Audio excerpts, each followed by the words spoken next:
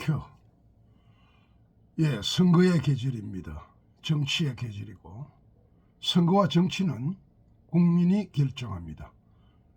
국민 없는 정부 없고, 국민 없는 국회 없고, 국민 없는 국회의원이 없습니다.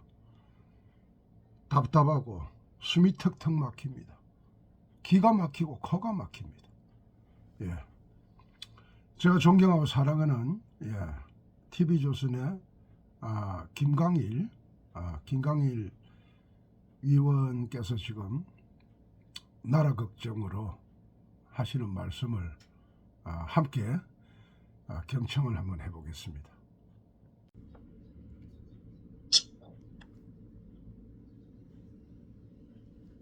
네, 여러분 안녕하십니까.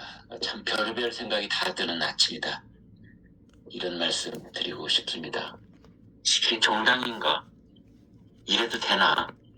이런 사람들을 어떻게 일부러 고르고 골라서 여기다 다 모아놨지? 이런 생각이 듭니다. 사람들이 살아온 인생, 그 사람들이 돈을 모으기 위해서 어떤 짓을 했는가? 이제 이런 내용들을 보면은 정말 기가 막히다. 그리고 이 사람들이 그런 과거를 숨긴 채 국회의원이 돼 보겠다고 그 선량한 얼굴을 하고 국민들 앞에 별 이야기를 다 하고 있었구나. 이런 생각도 들고 그렇습니다. 지금 가장 크게 화제가 되고 있는 사람은 양문석 이라는 사람이죠. 경기도 안산갑 지금 민주당 후보입니다. 노무현 전 대통령을 불량품, 매국노 이렇게 말했다는 것이 이제 드러나가지고 아주 곤욕을 치렀죠. 그래서 봉화마을에 가서 노무현 전 대통령 그 묘 앞에 무릎을 꿇고 석고 대죄를 하듯 그런 모습을 보인 게 엊그제 같은데, 이번에는 서울 잠원동에 30억대 아파트를 사면서 실기대출을 했다. 이제 이게 밝혀져가지고 또 국민들을 분노케 하고 있습니다. 이제 그래가지고 이 새마을금고에서 돈을 빌렸는데 딸의 이름으로 사기대출을 했다라는 의혹을 사고 있지요. 이 딸은 20대 대학생이었는데 딸이 마치 무슨 사업을 하는 사람처럼 서류를 꾸미고 사업자 대출을 받았습니다. 근데 결국 이 딸은 사업을 하기는커녕 캐나다로 어학연수를 갔다고 자기 블로그에 그렇게 써놨더라고요. 그래서 이제 이 새마을금고 중앙회가 여기에 조사를 하겠다 하고 있고, 그 이제 관할 부처가 행정안전부입니다. 여기서 조사를 하겠다 지금 그러고 있습니다. 만약 이게 사기로 드러나면은 이제 그 대출금 11억 이거 회수하는 것은 물론이고 형사처벌도 될 가능성이 있다 이런 얘기까지 나오고 있습니다. 업무방해 했잖아요. 회기대출. 그러니까 원래는 집값으로 집 구입비로 쓸 이제 그런 생각이었는데 이걸 사업하는 데 쓰겠다. 사업자금이다. 이게 이제 왜 그때 문제가 되냐면 이때는 15억이 넘는 집은 은행 대출이 다 금지되어 있었어요. 문재인 정권 때 일입니다. 그래서 그게 안 되니까 이거를 집 구입비가 아니고 사업자 대출이다 이렇게 해가지고 대구에 있는 홍성호 새마을금고에서 11억을 빌렸습니다. 그 과정도 석연치 않습니다. 사실은. 아니 20대 갓 넘은 대학생, 여자 대학생 말이죠. 소득도 아무것도 없고 수업 실적도 아무것도 없고, 그런데 어떻게 그 은행은 새마을금고는 내부적으로 이 대출 심사 안 합니까? 서류 몇 장만 들여다봐도 알 수 있잖아요. 이 사람이 진짜 사업인지 아닌지. 그것도 당시로서는 지금도 마찬가지입니다만 대학생한테 11억이라고 하는 거금을 대출을 해주면서 기가 막힌 일입니다. 지금 이게 엄청난 국민적 논란이 돼 있는데 본인은 뭐라고 하고 있느냐? 언론의 징벌적 손해배상을 제도화하는 것을 추진하니까 자기를 이렇게 보도를 한 언론 탓으로 돌리고 있습니다. 양문석이라는 사람. 그 다음에 경기도 수원정에 출마를 한 김근혁이라는 사람이 있습니다. 헌신대 교수 출신입니다. 근데 이 사람이 김용민의 낙곰수에 가서 뭐라고 했느냐? 박정희 전 대통령이 일제시대 때 정신대 위안부랑 섹스를 했을 테고 이런 말을 했습니다. 이게 또 무슨 말입니까? 살다 정말 살다 이게 또 무슨 말입니까? 박정희 전 대통령을 왜 이야기했으며, 아니 박정희 전 대통령이 위안부랑, 우리 한국인 위안부랑 섹스를 했다니요. 일제강점기 때. 김용민의 낙곰수에 가서 그런 얘기를 했습니다. 김용민이라는 사람은 누구냐? 미국의 힐브리저 라이스 그 국무장관 섹스에서 죽이자, 강간해서 죽이자 했던 사람 아닙니까? 그 둘이서 유튜브에서 그런 얘기를 했었습니다.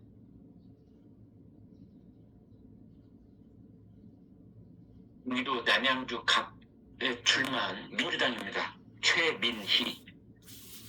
이 사람은 자기가 책을 썼습니다. 황금빛 똥을 누는 아이 뭐라는 책을 써서 뭐 그게 20만 부 넘게 팔린 베스트셀러다 자랑질을 하고 그랬는데, 거기에 무슨 말이 나오느냐? 자기가 아기를 키웠는데 아기가 설사 때 양귀비를 끓여 먹였다는 겁니다.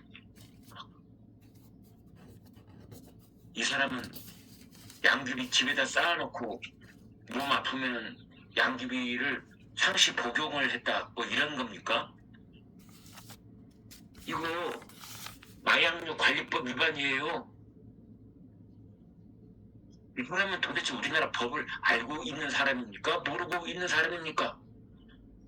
어떻게 이걸 자랑하듯, 자기 육아 비법을 자랑하듯 책에다 써놓고. 가장 크게 논란이 됐던 것 중에 하나는 공영훈이라는 사람이지요. 현대차 부사장 했다가 경기도 화성을에 공천받은 사람.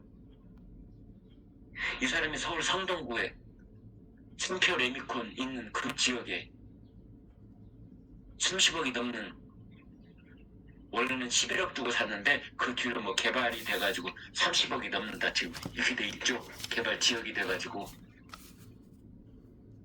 그것도 아들한테 군대가 있는 공군 병장 저녁 선물로 30억이 넘는 집 선물 딱. 근데 그 두 개가 다 매우 수상한 의혹에 휩싸여 있는 겁니다. 그곳이 개발이 된다는 것을 어떻게 알았으면, 개발이 확정 발표되기 몇 달 전에 그곳을 딱 사거든요. 그 다음에 여기가 토지거래 허가제로 묶여가지고 실거주를 하지 않으면 증여를 할 수 없게 그렇게 딱 묶이는데, 그 직전에 바로 전날 이걸 또 아들한테 딱 증여를 합니다. 그것도 증여세까지 대신 다 내주고, 증여세까지 다 다시 대신 내주고, 두 가지 우연히 겹쳐 있는데, 이러면 내부 정보가 있었던 것 아니냐, 필연 아니냐. 그래서 뭐 멀리 갈 것도 없이 최근에 불거지고 있는 양문석 딸 대출 사기 대출 사기꾼 김준혁, 박정희 전 대통령이 위안부랑 섹스했다. 최민희, 아기한테 양귀비 끓여 먹였다. 공영준, 우연을 2번 겹쳐가지고 재발구역에 주택 사고 아들한테 증여하고. 어떻게 일구에 이런 사람들을 한 군데 모아놓습니까? 더불어민주당. 참 제주도 좋네요. 이번에는 조국혁신당으로 가볼까요? 조국혁신당 비례 1번 박은정, 그의 남편 이종근, 안 하는 게 사기범 변호하고, 1조 원대 피해액과 10만 명의 피해자가 있는 사기 사건, 5조 원대 코인 사기, 이거 변호하고, 그래서 전관 예우로 1년 동안에 41억을 쓸어 담았다는 이 사람들. 그런데 검찰 개혁하겠답니다. 박은정은 방송에서 그랬더라고요. 전관 예우를 받으려면 160억 원 벌었어야 된다. 아쉬운 모양이죠. 40억 버는 게 너무나 원통하고 절통한 모양이죠. 160억을 벌었어야 되는데 못 벌었다. 그래서 더 국민을 2배, 3배 지금 분노케 하고 있죠. 조국 대표는 뭐라고 했느냐? 윤석열 검찰 체제에 탄압받은 사람들이다.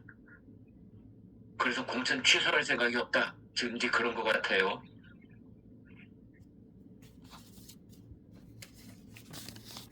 이 조국 혁신당의 국립외교원장 했던 김준형, 아까 더불어민주당은 김준혁, 여기는 김준형이라는 사람이 있습니다.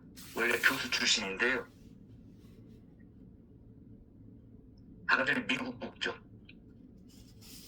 이 사람은 입만 열면은 반미주의적 그런 얘기를 늘 반복해왔던 사람입니다. 한미동맹은 가스라이팅이다. 한미동맹에 우리가 중국도 있다.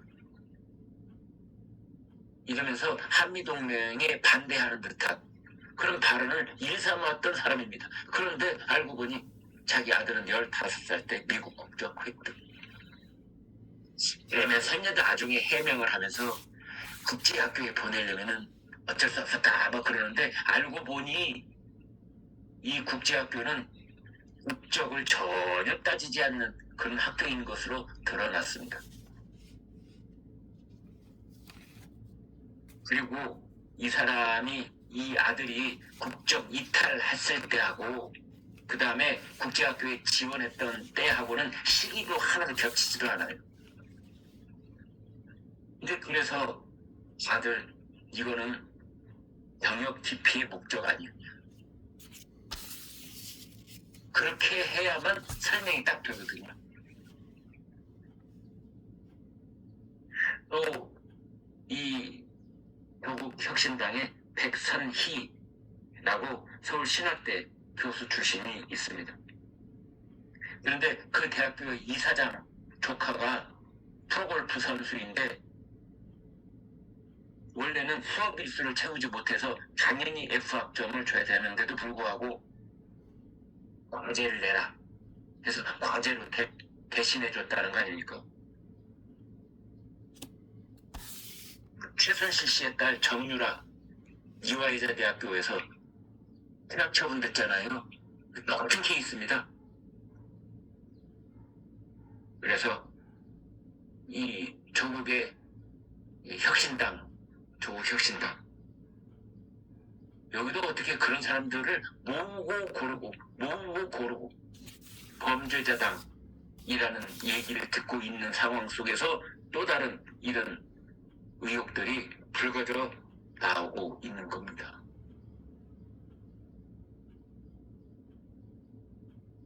조국 혁신당, 조국 자체가 지금 징역 2년이죠. 황낙 징역 3년이죠. 조국은 부부가 범죄 혐의자 징역형 선고받은 사람들이고 비례대표 1번 역시 지금 그런 혐의를 받고 있다. 그래서 개혁혁신당의 허은하 공동선대위원장이 여기는 비례대표 앞순위를 받으려면 부부가 범죄 혐의자여야 된다. 이렇게 지금 직격탄을 날리고 있지 않습니까? 국민의힘 쪽에서 보면은 이제 전격적으로 이종섭 호주 대사가 사표를 됨에 따라서 이른바 그 이황 위기, 이종섭 호주 대사 그리고 황상무 시민사회 수석 이 이황 위기로부터 진출을 하는 그런 모습입니다. 신동원 비대위원장이 이종섭 호주 대사 물러나야 된다. 길국 정도가 아니라 사퇴하라. 하는 수밖에 없는 것 아니냐. 이것을 윤석열 대통령이 전격적으로 수용을 했습니다. 그래서 국민의힘은 이제 이황 사태 탈출을 하고 대신에 2조 심판 특별위원회를 만들었습니다. 2조 심판 누구냐? 이재명, 조국 두 사람을 심판하는 특별위원회를 만들어서 이제 관련 자료를 모으고 이걸 국민들께도 알리고 그 내용을 구체적으로 대책을 마련하겠다 이런 겁니다. 신지호 전 의원이 거기 위원장이 됐더라고요. 아주 전투력이 높은 사람이죠. 그래서 지금까지 말씀드린 것이 어떤 결과로 나타나고 있느냐? 분위기가 바뀌고 있다. 어제 한국갤럽 이제 금요일마다 내는 정규 여론조사가 있습니다. 거기에 보면은 정권 교체 그리고 정권 유지, 정권을 지지해야 된다, 정권을 견제해야 된다. 정권 견제와 정권 지지와 이 격차가 점점 줄어들고 있어서 아마 다음 주쯤에는 골든크로스를 지나서 정권을 지원해야 된다라는 쪽의 의견이 더 그런 응답이 더 높아질 가능성도 있다라는 얘기까지 나오고 있고요. 특히 20대에서는 정권을 지지해야 된다. 이 여론이 입상승하고 있습니다. 무려 14%포인트가 입상승을 했습니다. 인천권에서 정권 지지율이 15%포인트가 급상승을 했습니다. 이것은 아마도 그 한동훈 비대위원장이 국회를 통째로 세종시로 옮기겠다. 이 공약이 인천공항의 유권자들에게 어필한 것이 아니냐. 이런 분석도 일부 있습니다. 그리고 이제 한국경제신문이 여론조사 방식을 바꿔서 문자로 묻고 응답을 하면은 1,000원 상당의 모바일 상품권을 주고 그랬더니 무려 응답률이 49%까지 치솟았습니다. 일반적으로는 한 자릿수 응답률일 때가 많죠. 근데 그게 절반 가까이 응답을 했는데 거기서 보니까 그동안 열세인 것으로 여론조사에서 나왔던 서울 성동갑의 윤희숙 의원이 전현희를 앞서는 것으로 그렇게 나와 있습니다. 오늘 아침 한국일보 여론조사를 보니까 전현희가 다시 앞서는 것으로 좀 엎치락뒤치락 뭐 이렇게 나와 있긴 한데 아무튼 ARS 이 최종 전화응답 이거 말고 좀 더 다가가는 그런 여론조사를 하면은 보수층의 응답률이 높아지면서 판세가 완전히 뒤집혀진다. 이제 이런 겁니다. 조선일보가 오늘 아침에 아주 자세하게 분석을 해놨더라고요.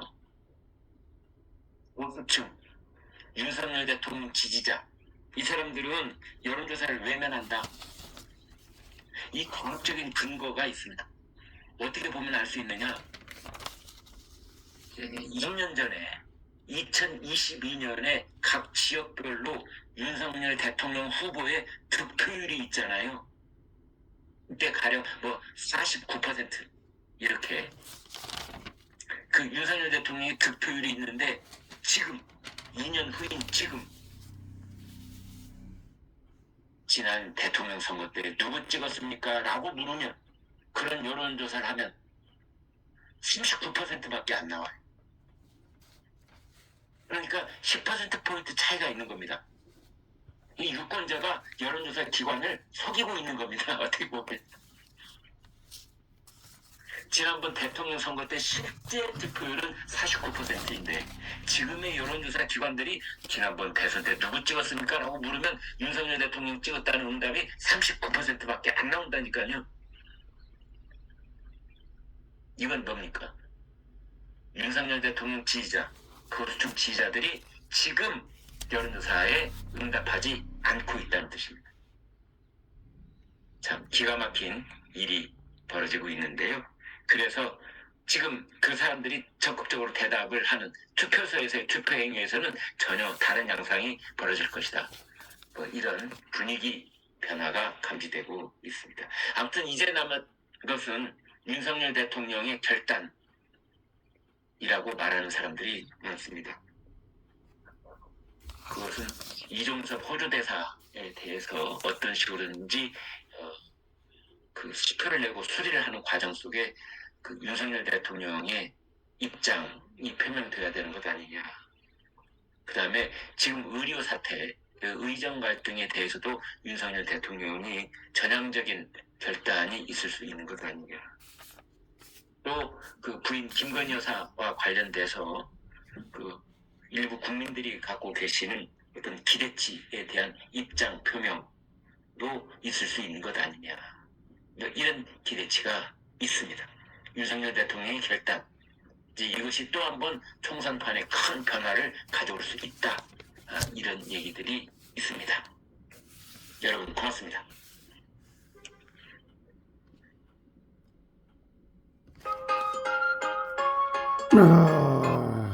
정신 바짝 차려야 됩니다. 정신 바짝 차려야 됩니다. 정권 전복 세력들, 매국노들, 반역자들. 결국은 딴 거 없습니다. 국민이 결정합니다. 국민이 결정하는 투표가 답입니다. 무조건 투표를 해야 됩니다. 감사합니다. 카트.